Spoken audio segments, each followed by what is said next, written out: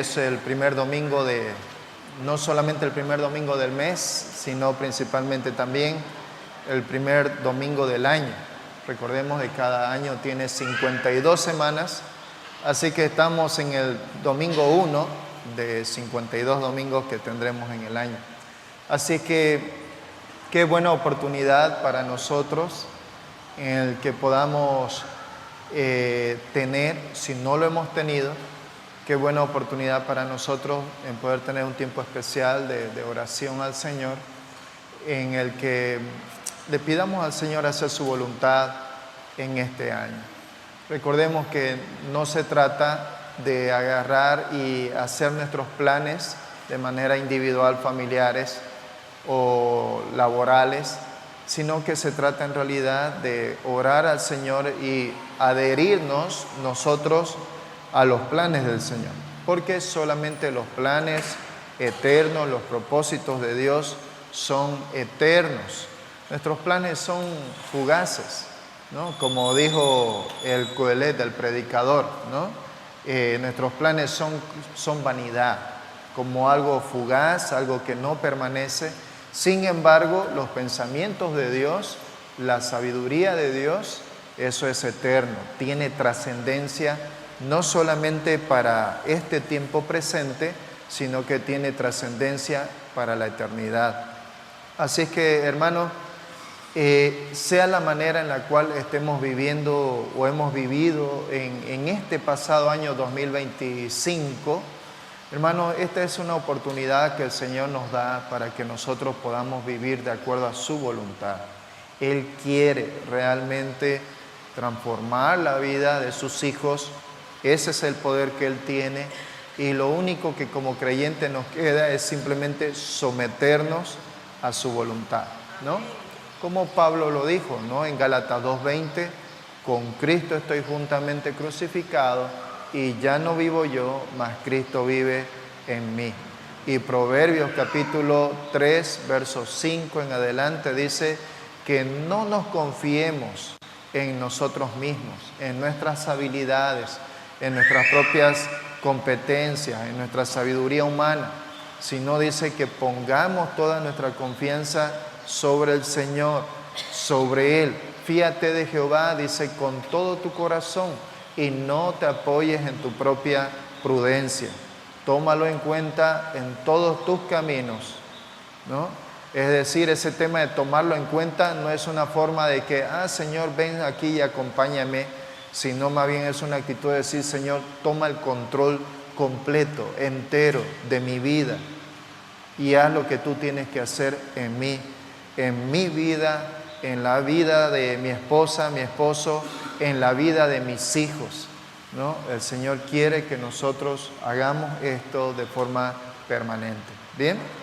Así que, hermano, tomemos este 2026 como una oportunidad que el Señor nos da para que nosotros podamos en este nuevo año realmente disfrutar haciendo las cosas que el Señor quiere que hagamos.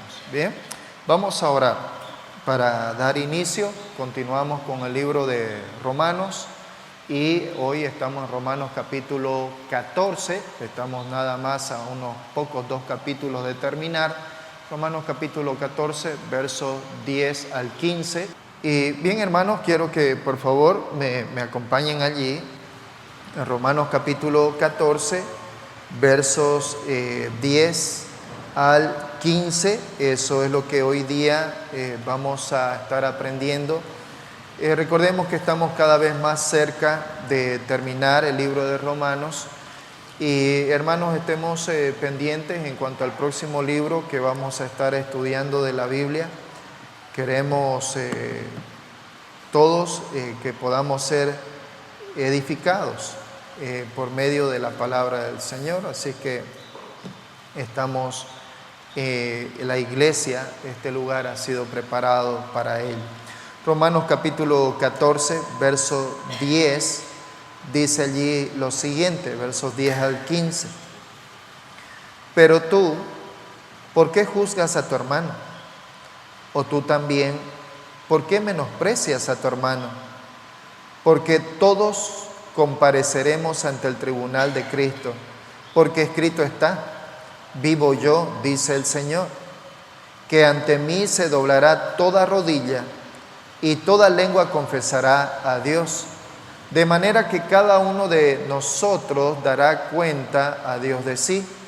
Así que ya no nos juzguemos más los unos a los otros, sino más bien decidid no poner tropiezo u ocasión de caer al hermano. Yo sé y confío en el Señor Jesús que nada es inmundo en sí mismo, mas para el que piensa que algo es inmundo, para él lo es. Pero si por causa de la comida tu hermano es contristado, ya no andas conforme al amor, no hagas que por la comida tuya se pierda aquel por quien Cristo murió. Bien,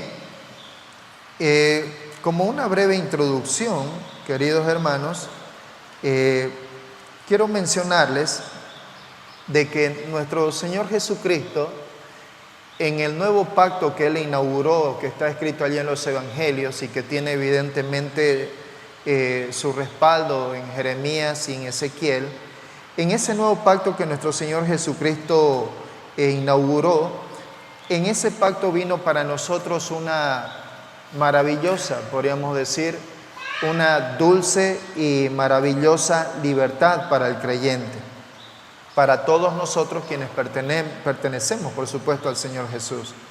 Lo más importante es que somos liberados de algunas cosas o de muchas cosas en las cuales la palabra de Dios menciona. Nosotros somos liberados del castigo eterno, nosotros somos liberados de la muerte espiritual, nosotros somos liberados de la condenación eterna que nosotros teníamos antes de llegar a nuestro Señor Jesucristo. Pero también nosotros como creyentes también somos liberados de aquellos, llamémoslo, aquellos obstáculos de la ley que estaba allí dentro, por ejemplo, dentro de la ley mosaica, y de todas aquellas restricciones que estaban dentro del pacto, del antiguo pacto, como por ejemplo aquello que venía a ser con respecto a las leyes de la dieta, de los alimentos entre medio, ¿no? El antiguo pacto tenía leyes ceremoniales que era muy importante de que el judío tenía que cumplir. El antiguo pacto también tenía leyes con respecto a los alimentos. Nosotros vemos allí en Éxodo que el Señor establece, principalmente también en Levítico, establece los alimentos que debía de comer el judío, ¿no? Y que hasta ahora evidentemente ellos siguen cumpliendo, como por ejemplo tener cuidado en el tema de los alimentos, quienes eran los alimentos puros que debían de ser comidos, como por ejemplo el cordero, ¿no? Y otros tipos de alimentos, y había que tener cuidado de no comer otros tipos de alimentos que le llamaban los alimentos impuros, como entre ellos por supuesto el chancho y otro tipo de alimentos. Entonces, cuando el Señor nos dio a nosotros libertad, el Señor también nos liberó de todas aquellas leyes que eran parte del antiguo pacto, que era que era dado para los judíos, pero también para todo aquel que venía a ser parte de ese antiguo pacto. Sin embargo, nuestro Señor Jesús, nosotros hemos sido liberados de ello, y el Señor nos ha hecho a nosotros libres por completo para que nosotros podamos disfrutar de todas aquellas cosas que Dios nos ha dado por medio de nuestro Señor Jesucristo, ¿no? Ahora en el Señor Jesús, el apóstol Pablo dijo: nadie os juzgue por comida, nadie os juzgue por bebida, nadie os juzgue a ustedes por días de Shabbat, o días sábados, días de reposo, o días festivos. Nadie juzgue a ustedes, dice el Señor, de todo ello. Es decir, el Señor nos ha dado esa libertad a nosotros los creyentes, ¿no? Nos ha concedido todo esto con mucha abundancia en la gracia que Él nos ha dado a nosotros por medio de nuestro Señor Jesús. Ahora, como creyentes, nosotros, sin embargo, que tenemos nosotros permitido disfrutar de todas estas libertades que el Señor nos ha dado a nosotros, también la Biblia a nosotros no nos dice de que sí o sí nosotros tenemos que disfrutar de esas libertades que nos ha dado. Si bien Él nos ha dado esa libertad, evidentemente da al creyente también el hecho de que el creyente decida de qué cosas hacer o de qué cosas no hacer, pero según la madurez, lo que el Señor ha establecido en el creyente. Así que como creyentes nosotros no estamos obligados a ejercer todas estas libertades que tenemos nosotros en Cristo. Es más, cuanto mayor es en realidad nuestro amor y cuanto mayor es nuestra madurez, la madurez espiritual que Dios nos ha dado, en realidad para nosotros vienen a ser menos importantes estas libertades que el Señor nos ha dado. Y mientras más madurez el Señor nos ha dado, en realidad estamos más dispuestos a renunciar, y esto es importante para nosotros.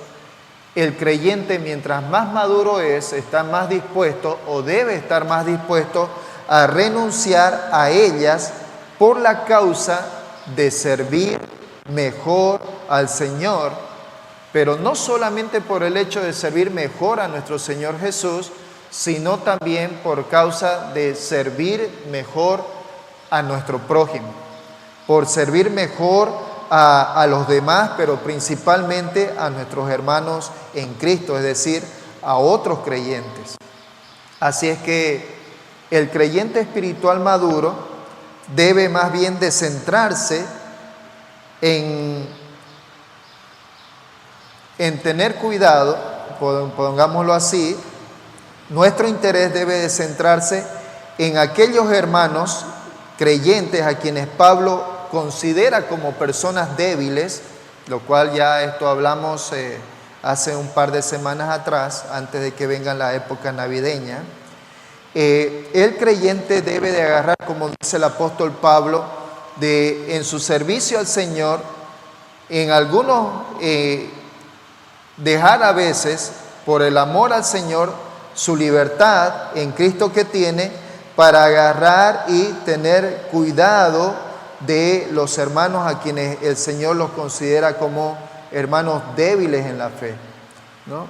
Nosotros los creyentes debemos de alguna manera, como creyentes maduros, debemos de restringirnos, debemos de agarrar y decidir como cristiano maduro, ¿no? Como libertad que nosotros tenemos en Cristo, debemos de ejercer nuestra libertad y hasta incluso relegarnos, dejar de lado esa libertad como una decisión en el cual entendemos que esto afectará la decisión que yo tome como hermano en Cristo con respecto a libertades que el Señor me ha dado. Esto afectará al hermano en el cual el apóstol Pablo dice de que mi conducta, mi comportamiento puede afectar a mi hermano que es débil en la fe. El Señor, por medio de los escritos del apóstol Pablo, el Señor dice de que el amor de Cristo nos constriñe, dice el apóstol Pablo.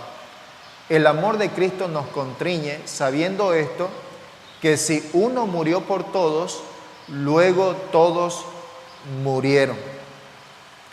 Lo que el Señor está queriendo decirnos aquí por medio del apóstol Pablo es de que cada creyente, en la medida no solamente de que ha recibido salvación de nuestro Señor Jesucristo, sino en la medida en que nosotros caminamos en la fe, caminamos en obediencia al Señor, y en ese caminar en el Señor vamos madurando espiritualmente, vamos cada vez pareciéndonos más a la medida de nuestro Señor Jesús.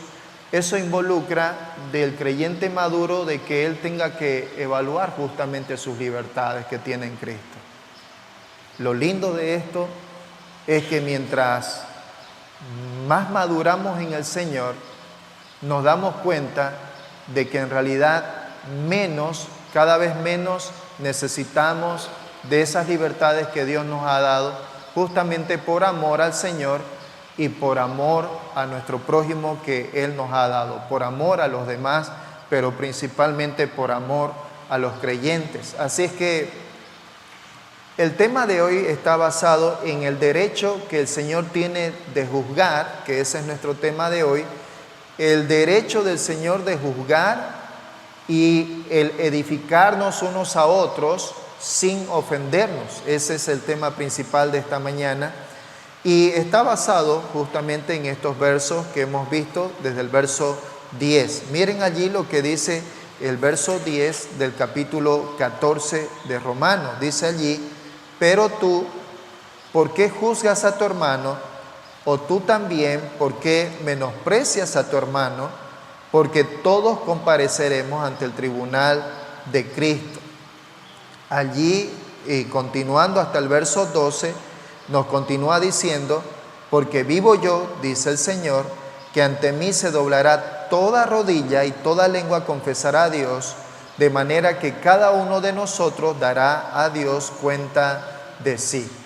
Aquí es donde podemos ver en este primer punto, en estos versos, del versos 10 al 12, es que es importante que entendamos de que solamente es el Señor quien juzga y quien juzgará a cada creyente. No corresponde a nosotros el juzgarnos, pero juzgarnos de manera condenatoria. No corresponde a nosotros el juzgarnos los unos a los otros. Solamente es el Señor el único quien va a juzgar, dice la palabra, quien va a juzgar a todo creyente. Todos nosotros pertenecemos al Señor. Miren ustedes allí, nos hace recuerdo en los versos 8 y 9 de este mismo capítulo, de que Cristo, dice la Biblia, de este mismo capítulo 14, versos 8 y 9, Cristo para esto murió y resucitó, y Él volvió a vivir para ser Señor así de los muertos como de los que viven, ¿no? El apóstol Pablo nos hace recuerdo en estos versículos de que nuestro Señor Jesucristo fue el que dio su vida por la humanidad. El Señor dio su vida por todos nosotros, ¿no? Y además, al dar Él su vida por nosotros, también dice de que Él va a ser quien nos va a juzgar a nosotros. Miren aquí en esto, el apóstol Pablo luego inicia con esta pregunta y dice: pero tú, en este caso dirigiéndose al débil, dice: ¿por qué tú juzgas a tu hermano? Esta pregunta está haciendo al hermano débil en la fe. Pero tú, ¿por qué juzgas a tu hermano? Y luego dice: o tú también. Esto se está dirigiendo al hermano que es maduro en la fe, y le dice: y tú también, ¿por qué menosprecias a tu hermano? Hermano, algo que nosotros debemos de entender como creyentes es que realmente es una cosa terrible. Es una cosa terrible cuando el creyente se atreve a ocupar el papel de Dios, algo que solamente le corresponde a Dios, y que de alguna manera el creyente trata de atribuirse a sí mismo. El apóstol Pablo hace esta llamada de atención a los hermanos en la fe de manera general, y si tratamos de dividirlo, está el hermano débil en la fe y el hermano maduro en la fe. Ambos tienen allí estos problemas consigo mismos, de que el hermano débil tiene esta tendencia a juzgar a su hermano, y el hermano maduro tiene la tendencia de menospreciar a su hermano, pero ambos están ocupando este papel que solamente corresponde a Dios. El Señor nos dice allí de que todos nosotros somos inexcusables. Eso lo dice allí en Romanos capítulo 1, por lo cual eres inexcusable delante de Dios. Así es que mucho más nosotros, la iglesia de Dios, quienes pertenecemos al Señor, debemos de tener cuidado de atrevernos a juzgar o de atrevernos a menospreciarnos los unos a los otros.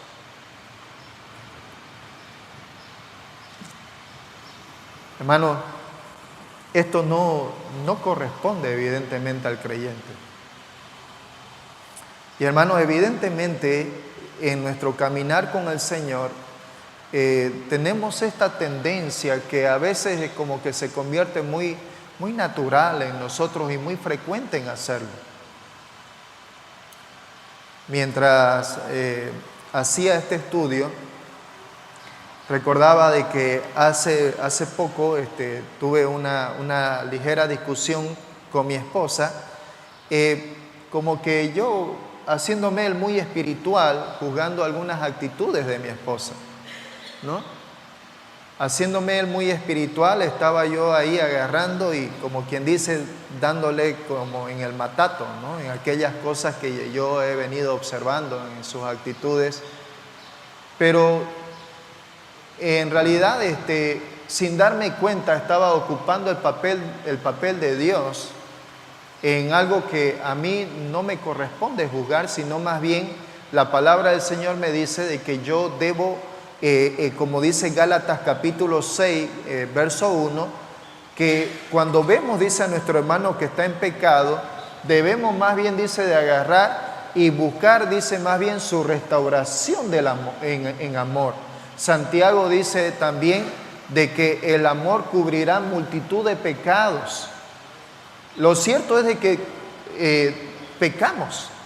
Lo cierto es que todos nosotros pecamos de alguna manera. Primera de Juan dice de que aquel que dice que no ha pecado le hace a Dios mentiroso. Todos en una u otra circunstancia, ya sea en pensamiento, en actitud o en acciones, cometemos pecado.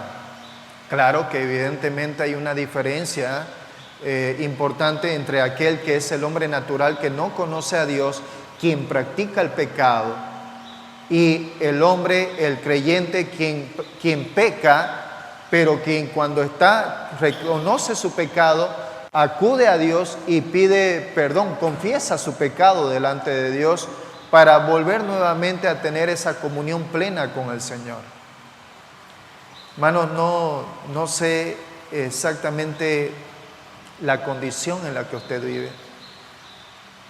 No conozco las debilidades que usted tiene. Pero lo que sí puedo en el Señor decirle es que la palabra de Dios nos dice que si confesamos nuestros pecados, Él es fiel y justo para perdonar nuestros pecados y limpiarnos de toda maldad. Nuestro papel, cuando el apóstol Pedro, siguiendo la tradición judía, le dice al Señor Jesús, y aún sobrepasa todavía, ¿no? Y le dice, Señor, ¿hasta cuántas veces debo de perdonar a mi hermano, a mi prójimo? ¿Hasta 7 veces? En realidad, la ley judía o la tradición era solamente 3 veces, ¿no? 3 veces el perdonar al hermano, ya no había una cuarta, ¿no? Pero Pedro agarra y trata de ser él un poquito más generoso y dice, Señor, ¿hasta cuántas veces debo de perdonar a mi hermano? Y le dice, como hasta 7. Y el Señor le dice, Pedro, no solamente hasta 7, sino hasta 70 veces 7. Lo que en realidad nuestro Señor Jesús estaba diciéndole a Pedro, que la actitud de perdonar para el creyente debe de ser una actitud permanente, de tal manera que no hay un techo, no hay un límite de perdonar a nuestro prójimo, sino de que el perdón debe de ser algo permanente y debe de buscar en nosotros en que sea algo genuino, algo que sea realmente de corazón delante del Señor. Hay evidentemente acciones que realmente nos duelen mucho. Hay acciones que nuestro prójimo puede cometer y que realmente puede calar muy profundo en nuestro corazón. De verdad que sí. Pero es el Señor quien nos da la capacidad a nosotros de poder perdonar. Yo admiro mucho, y en este año pasado, en el mes de septiembre, realmente hasta hubo en mí un momento de querer llorar en mirar a esta hermosa mujer, la viuda de este joven que falleció. ¿Cómo se llama, hermano Francisco? el joven que falleció de Estados Unidos, Charlie Kirk, ¿no es cierto? Cuando Charlie Kirk fallece a causa del disparo de este joven de 22 años, ¿no? Esta mujer, a esos pocos días allí en el velatorio, más de 100,000 personas allí en vivo con ella y millones de personas por medio de la red social. Esta mujer, de lo profundo de su corazón, agarra y dice: a este hombre que mató a mi marido lo perdono. Y lo dice con un dolor, le cuesta expresarlo, pero cuando lo dice realmente con una actitud genuina, de corazón. Hermano, yo no sé lo que el Señor puede permitir en nuestras vidas, pero lo cierto es que Romanos 8:28 dice que a los que aman a Dios todas las cosas ayudan a bien. Esto es a los que conforme a su propósito han sido llamados. Así es que el Señor aquí nos manda a nosotros a que no ocupemos el papel de Dios, sino dice de que nosotros podamos, más bien dice, por un lado, el hermano débil debe de dejar esa actitud de juzgar a su hermano maduro, y el hermano maduro debe de dejar esa actitud de menospreciar a su hermano débil en la fe. ¿Cuál es el trabajo que debe de corresponder a cada creyente? El trabajo que debe de corresponder a cada uno de nosotros, amados hermanos, es servir al Señor. El trabajo que corresponde en la vida de cada creyente es de servir al Señor. Nosotros no estamos para usurpar el señorío de nuestro Señor, no estamos para presumir de justos en nuestra propia opinión, no estamos para juzgar a nuestro hermano en la fe. Nuestro interés y nuestra preocupación debe de ser más bien en enfocarnos en el hecho de que nosotros mismos de manera individual vamos a ser juzgados por el Señor. Porque eso es lo que dice allí el texto, dice: porque todos compareceremos ante el tribunal de Cristo. Todos vamos a comparecer delante de Él, delante de la bema de Cristo, el tribunal. Primera de Corintios capítulo 3 versos 13 al 15 dice allí: la obra de cada uno se hará manifiesta, porque el día la declarará, pues por el fuego será revelada, y la obra de cada uno cual sea, el fuego la probará. Si permaneciere la obra de alguno que sobreedificó, recibirá recompensa. Si la obra de alguno se quemare, él sufrirá pérdida, si bien él mismo será salvo, aunque así como por fuego. Un día, amado hermano, usted y yo nos vamos a presentar delante del Señor. Todos aquellos quienes somos hijos del Señor, nos vamos a presentar en la bema de Cristo, y va a ser un tribunal en el cual no será un tribunal de condenación. No será un tribunal de condenación en el que determine que si voy a la presencia de Dios o si voy al infierno, sino que es un tribunal en el que juzgará, ¿saben qué cosa específicamente? Juzgará nuestras obras. Qué lindas son las palabras del apóstol Juan cuando en Apocalipsis dice que vio a ese ser, a ese anciano lleno de día, cuyos ojos, dice, eran como llamas de fuego.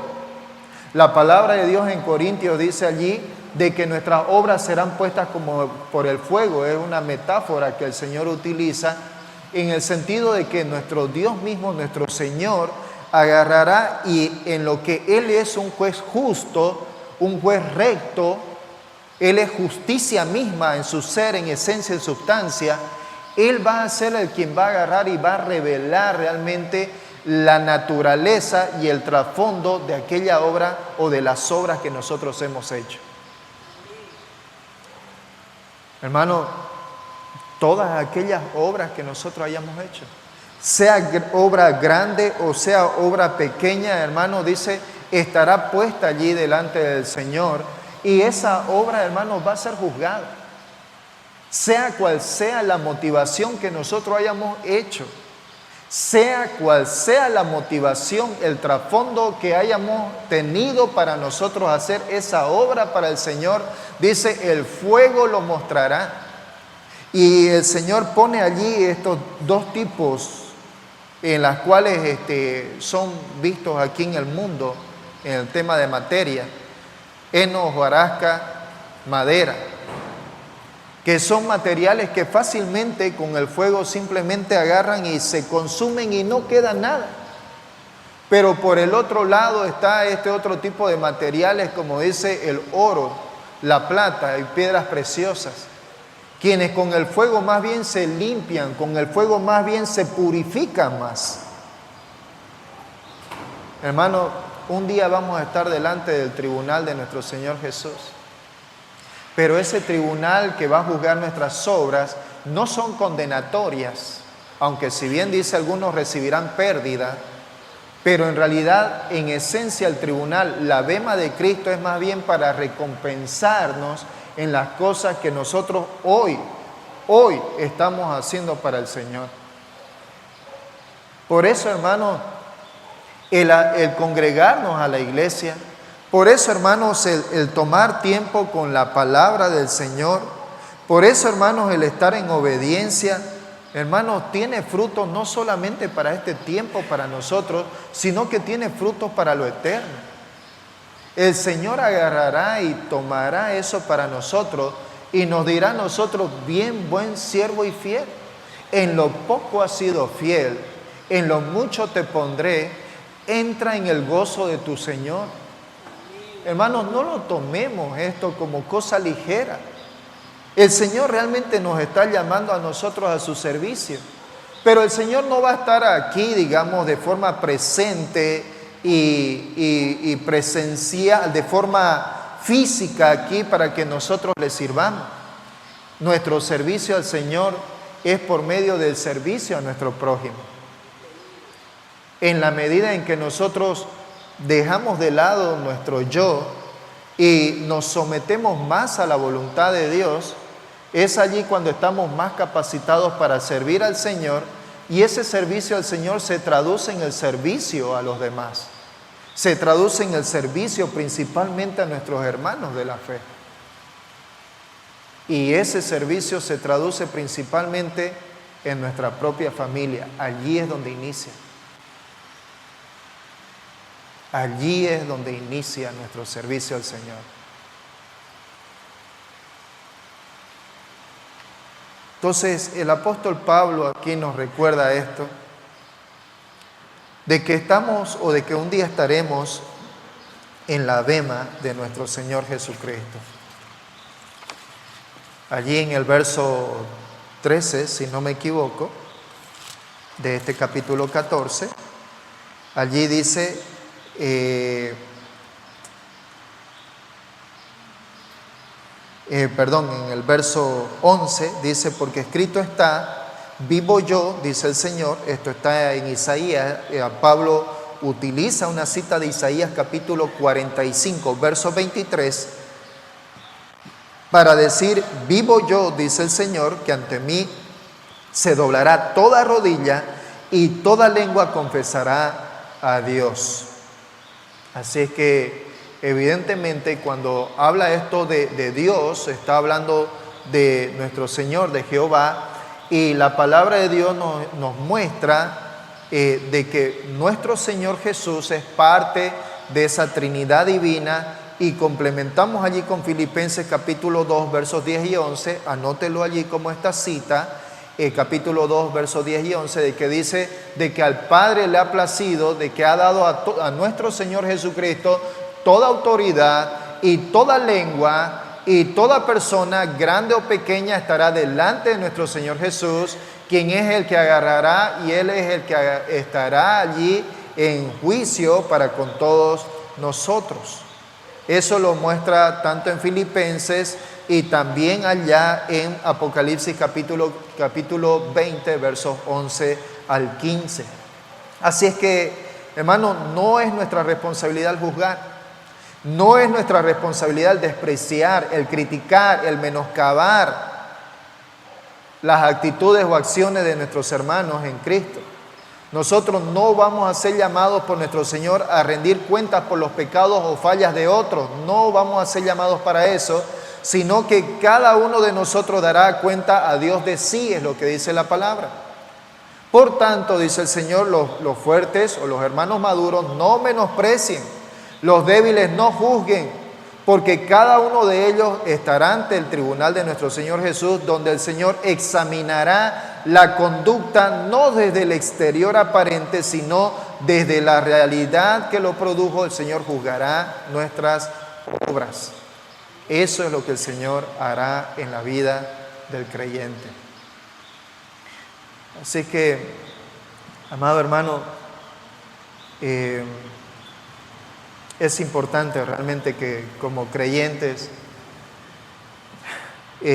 oremos al Señor por nuestras propias vidas. Oremos al Señor por nuestras propias vidas. Señor, aléjame de una actitud condenatoria. Aléjame de una actitud de prejuicio. Aléjame de una actitud de menosprecio, de menoscabo hacia mi prójimo. Y ayúdame más bien a ser para él una fuente de apoyo, una fuente de edificación, una fuente de ánimo, una fuente en el cual por medio que tú me utilices para que mi hermano pueda ser edificado. Eso es lo que nos llama la palabra del Señor allí en Gálatas. Y vamos, o sea, aunque si bien lo he mencionado, pero quiero irme con la palabra específicamente, Gálatas capítulo 6, verso 1. Dice, hermanos, si alguno fuere sorprendido en alguna falta, ustedes que son espirituales, restáurenle con espíritu de mansedumbre, considerándote a ti mismo, no seas que tú también seas tentado, ¿no? Vosotros que sois espirituales, estad ahí para agarrar y para levantar al hermano. Ese es el papel del creyente que tiene en la iglesia y fuera de la iglesia. Más adelante, en los versos 13 al 23, dice allí lo siguiente. Romanos capítulo 14, versos 13 al verso 13, dice allí.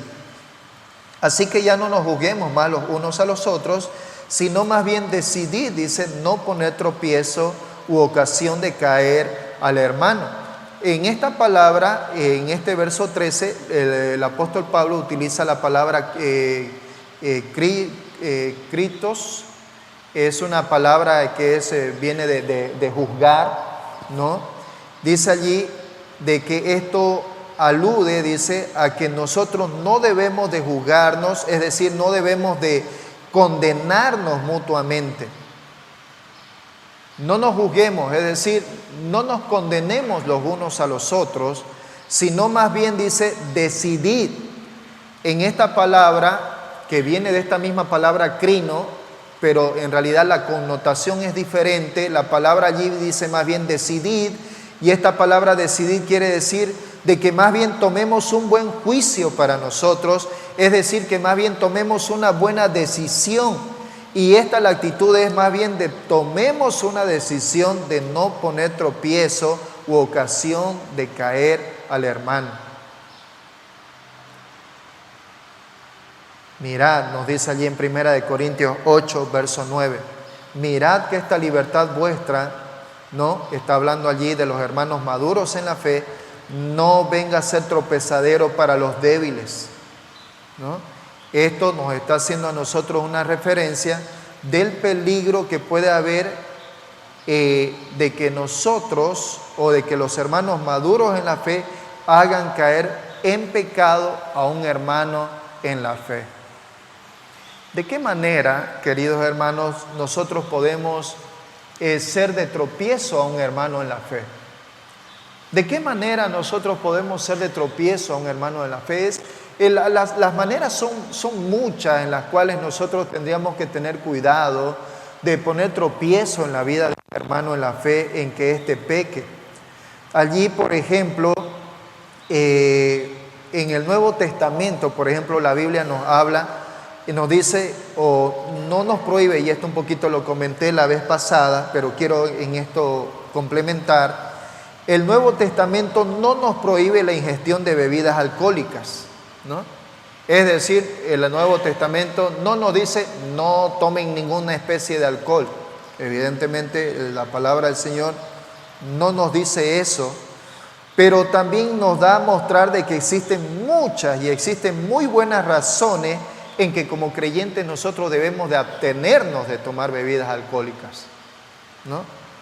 Una de ellas, por supuesto, es que puede ser para nosotros perjudicial, en el sentido de que, ¿qué tal si entre nosotros hubiera un hermano que está pasando por un proceso de desintoxicación?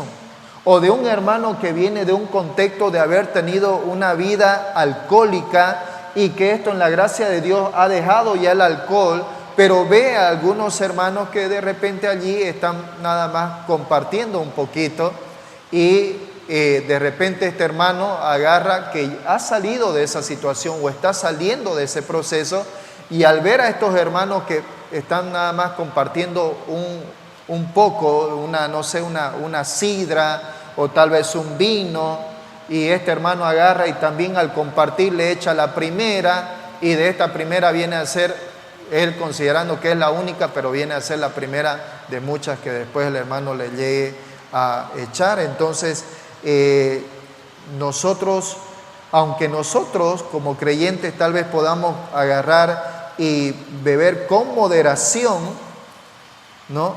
Debemos de tener nosotros cuidado con aquellos hermanos quienes son débiles en su andar en la fe, e incluso nosotros poder ser una fuente para ellos de llevarlos a que ellos reincidan en su vieja adicción.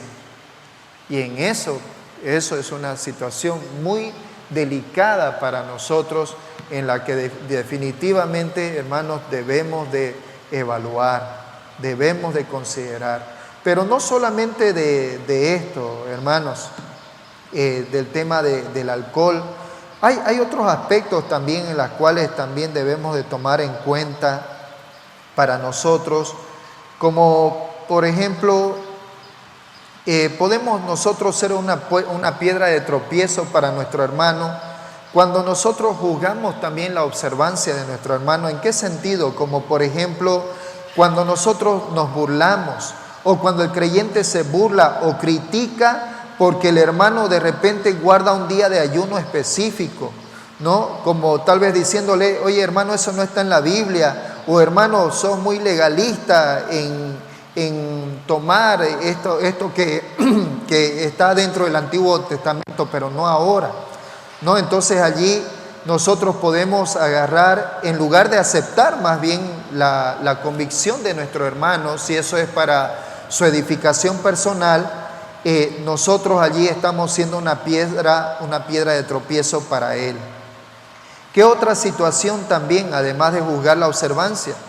También con respecto al uso de la libertad, cuando por ejemplo el creyente agarra y, entre comillas, el creyente maduro considera que puede ver ciertas películas o que puede oír tal vez ciertas canciones, entre comillas, canciones neutras, y entonces agarra y permite que su hermano, o sea, lo hace eso mientras su hermano está siendo testigo de estas cosas.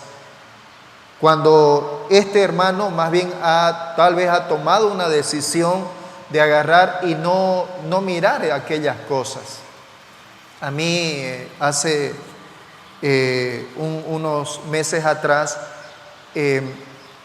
recordé o vi una entrevista que le hicieron al cantante Marcos Witt, un cantante mexicano, y él dice, en mi tiempo de adolescencia, dice él, yo hice un pacto con el Señor y yo le dije al Señor de que yo nunca iba a escuchar música secular, ¿no?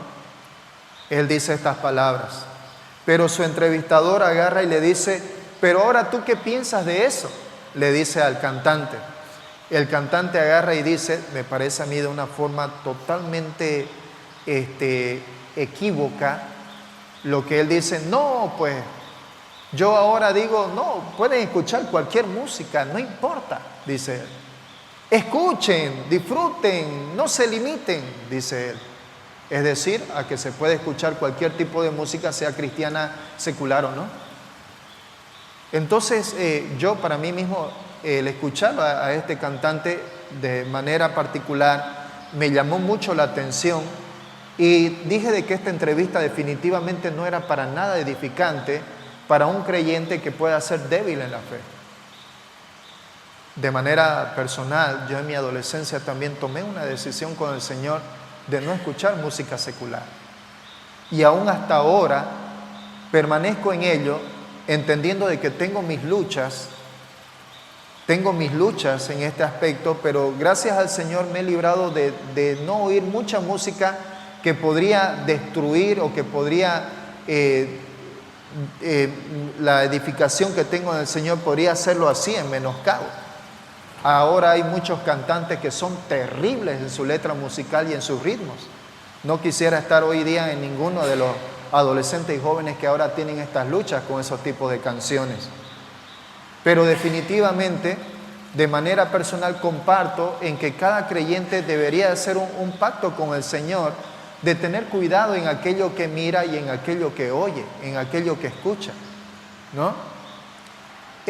Así es que en este sentido, ¿qué tal si algún creyente, entre comillas maduro en la fe, decide darse esas libertades, ¿no?